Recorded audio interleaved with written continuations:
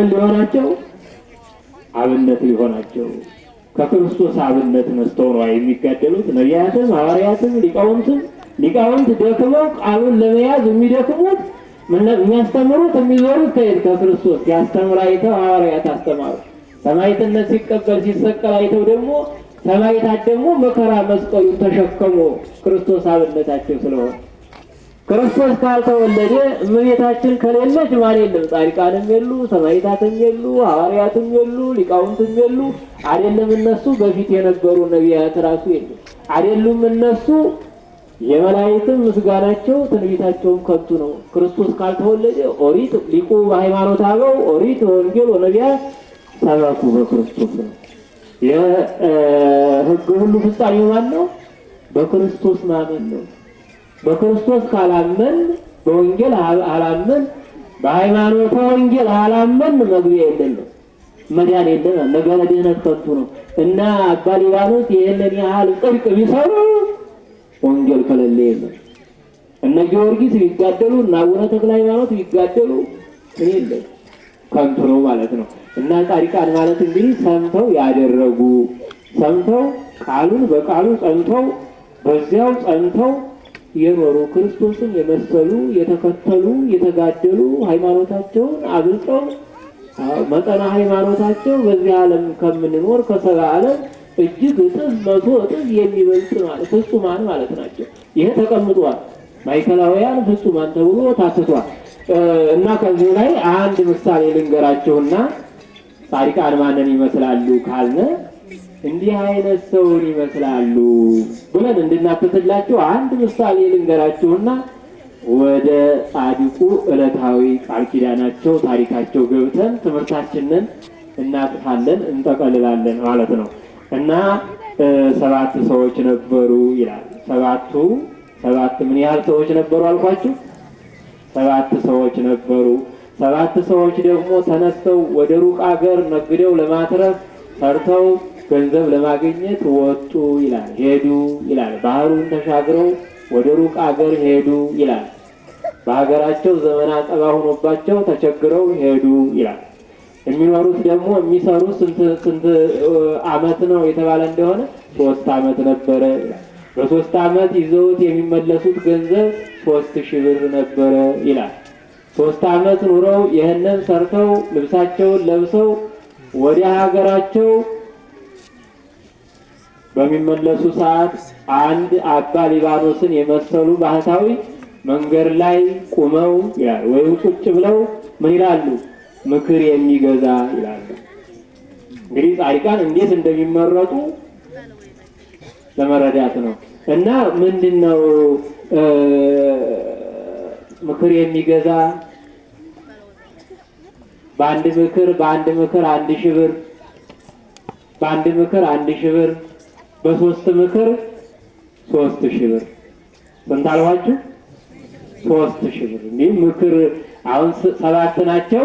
6ቱም እንዴ ይሄ ሰውዬ ምን ማለቱ ነው? እኛ 3 ዓመት ሙሉ ሰርተን ይህንን ሁሉ ደክመን ላባችንን አንጠፍጥፈን ያገኘነውን ገንዘባችንን እንዴት ይቀማናል ብለው ምን ብለው ሄዱ ነው የሚለው። ስቀውበት ተሳልቀውበት ሄዱ ይላል። አሁን ከ7ኛው አንዱ ግን ለነሱ ሳያሰማቸው ምን አለ ነው የሚለው? ወደ ኋላ ፈግ አለ ይላል። ወደ ኋላ እየቀረ ወደ ኋላ ቀርቶ ምን አለ? አባ እኔ ሰማዎታለሁ፣ ምክሮትን ይለግሱኝ አላቸው ይላል። ምክር የተባለ እንግዲህ ምክሩ የተባለች የእግዚአብሔር ምክር፣ አዎ በልብ የመከረውን ነቢያት ያናገረውን ነገረ ሥጋዊ አይደለች፣ ነገረ ድኅነት ወንጌል ናት። አሁን ይሄ ሰውዬ ወደ ኋላ መለስ አለና ምን አለ? አባቴ ይበሉ ይንገሩኝ፣ ምክሮትን እሰማለሁ። ይሄ ጻድቅ ነው እንግዲህ ተመልከቱ። እነዚህ ዓለም ገብተዋል። በልሽ ልጄ በአቋራጭ መንገድ እንዳትሄድ አለ። አሁን 1000 ብር ምን አደረገ? ቁጥር አልኩ። ይኸው አባቴ ሌላም ምክር ይምከሩኝ አላቸው። በማያገባህ ነገር አትግባ። አሁንም ደግሞ ስንት? 2000 ብር። 3ኛው ምክር ደግሞ ምን አሉት? ልጄ አትቸኩል አለ። አሁን 3000 ብር አለቀ። ይሄ ሰውዬ ስንቅ የለውም። 3 ዓመት ሙሉ የደከመበትን ገንዘቡን ጨርሷል። እነዚህ ሰዎች ግን እዚያው ላይ እንዳሉ ሰውየውን እለፍ ሲሉ ሰውየው አጠገብ ምን መንገድ አለ? በአቋራጭ የሚወስድ መንገድ፣ ወደ ሽፍታዎች የሚወስድ መንገድ ነበር ይላል። አይ በዚህኛው ከምንሄድ በዚህኛው በአቋራጩ መንገድ አድርገን ወደ ሀገራችን እንገባለን ብለው ሲሄዱ በመንገድ በአቋራጩ መንገድ የተቀመጡ ሽፍታዎች ደብድበው ዘርፈው ሕይወታቸውንም ሁሉንም ቀሟቸውና ተደብድበው ልብሳቸውንም ገንዘባቸውንም ተቀምጠው ከተማው ላይ ደረሱ ይላል። ይሄኛው ደግሞ በይፋው በጎዳናው ሁሉም ሰው በሚመላለስበት መንገድ ነው የሚሄደው። ምን የሚል ሀልዮ መጣበት ይላል። ነቃ ሀልዮ ይሉታል ሊቃውንት። በዚህ በአቋራጩ መንገድ አድርገህ ሂድ የሚል ሀልዮ ተነሳበት መንገድ ላይ ይላል። አይ አባቴ እኮ አሁን በአቋራጭ መንገድ እንዳትሄድ ብለው ይሆናል እና ምን አለ? በዚህኛው በቀናው መንገድ ሄደ ይላል። ተገናኙ። ከተማው ላይ እየተወራ ደረሰ። አይ እንደዚህ ያሉ ነጋዴዎች ነበሩ። በአቋራጭ መንገድ ሽፍቶች በተደበቁበት በኩል ሄደው ተደብድበው ገንዘባቸውን ተወርሰው እንደዚህ ብለው ቀሩ እየተባሉ ከተማው ላይ ይወራል።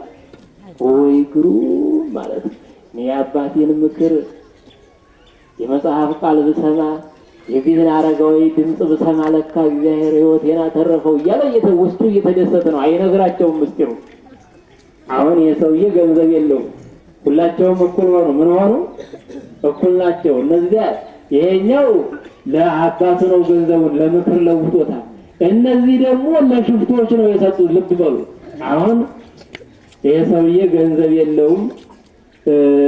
ከዚያ ላይ የሚበላበትም የለውም። ከተማ ነው ያው በእንተ ስማ ለማርያም እያለ የእመቤታችን ስሟ ስንቅ ነውና መድኃኒት ነውና በዚህም ዓለም በወዲያኛውም ዓለም እየለመነ አዎ መሸ ይላል። እንዳይመሽ የለም። ከነጋ ይመሻል፣ ከመሸ ደግሞ ይነጋል። እንደ ጨለማ አይቀርም። ይሄ ዘመን እንዲህ እንደሆነ አይቀርም። ሰው እንደተገፋ አይቀርም፣ እንደወደቀም አይቀርም፣ ይነሳል። እንደደህየም አይቀርም። በተለይ ክርስቲያን በዚህ ዓለም ምናልባት የከሳ የጠቆረ ያጣ ይሆናል። ግን ተመልከቱ ጸጋችንን። የዓለም ባለሀብት በሙሉ የቅዱስ ላሊበላን ይሄን አጠቃላይ ምድሩን ሸንተረሩን ጎብኝቶት ይሄ ህዝቡንም አይቶት ይሄ ይሄ እንግዲህ እግዚአብሔር ጸጋ መታደል አይደል? በሰማይ የሚገርም ነው። እና ሲመሽበት ምን አለ? አሳድሩኝ ባካችሁ የመሸብኝ እንግዳ አላቸው። አሁንም ያሳደራቸው የሚያሳድረው አጣ ይላል። አንድ የተባረከ ሰው አይ እዚህ አካባቢ እንደ አብርሃም እንግዳ የሚቀበል አንድ ሰው አለ። ነገር ግን እንግዳ ይቀበላል። እንግዶቹ ግን ይገባሉ፣ ተመልሰው አያውቁም። ምን ብለው አያውቁም?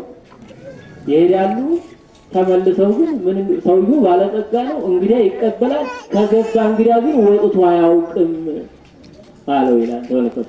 አሁን ከዚህ ሰውዬ ቤት ምን አለ? ሄደና ባካቸው አሳድሩኝ አላቸው አለ ይላል። ግባ በሉት አሉ። ገባ። አሁን የሰውየው ሚስቱ እሳት ውስጥ ገብታ ፊቷ ተለብልቦ እጅግ ለማየት ፊቷ የሚያስቀይም ነው። ተመልከቱ። ሰውየቱ ግን የእንግዳ ተቀባይ ስለሆነች የእንግዳዎቹን ምግብ ወጥ ስታባስል ምን የሆነ ፊቷ በእሳት ተለብልቦ እጅግ ለማየት ያስቀይም። አይኗም ሁሉ ተበላሽ እና ሰዎቹ እየስተናገዳሉ። እዛው ሰውየው ሚስቱን ይወዳል ይላል። አዎ ሚስቱን ይወዳል። ንጉሱ አንተን የመሰለ ባለጸጋ እንደው ይችን እንዲህ አይነት ሴት እንዴት አንተ አግብተህ ትኖራለህ እያሉ ምን ያህል ሰውየው በጎራዴ እንዲህ የሚለውን ሰው እያስመጣ ሬሳው አንድ ክፍል ሞልቷል። ሰውየው ተመልከቱ። ልብ በሉ። አሁን ይሄ የሰውየው ምክር ምንድነው? አትቸኩል የሚለው ላይ ነው። አዎ በማያገባ ነገር ይቅርታ፣ በማያገባ ነገር አትግባ ያለው ነገር ማለት ነው። እዚያ ላይ ሲደርስ ገባና ተስተናገደ። ሰውየይቱ እንደተለመደው ወጡን ይዛ እንጀራውን ይዛ ልታስተናግደው ቀረብ አለች። ቀጥ ብሎ ሲያይ ለማየት ያስቸግራል። ለምን በእሳት ፊቷ አይኗም ትንሽ ነው የሚመለከተው። የፊቷ ገጽታ ጠፍቷል። በፍጹም የለም።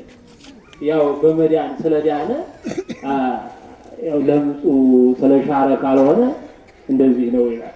አሁን ሰውየው በማያገባ ነገር አትግባ ተብሏልና ሊናገር ሲል እዛ ላሉት እንዲህ እቺ ምንድናት እንዲህ ምን ሆና ነው ሲል የአባቱን ምክር ምን መጣለት? እንግዲህ የመጽሐፍ ቃል በማያገባ ነገር አትግባ የሚለው ነገር ምን መጣለትና ዝም ብሎ ተስተናገደ ይላል። ከዚህ በኋላ ይሄ ባለጸጋው ንጉሱ ይሄ ሰው ምን አይነት ሰው ነው?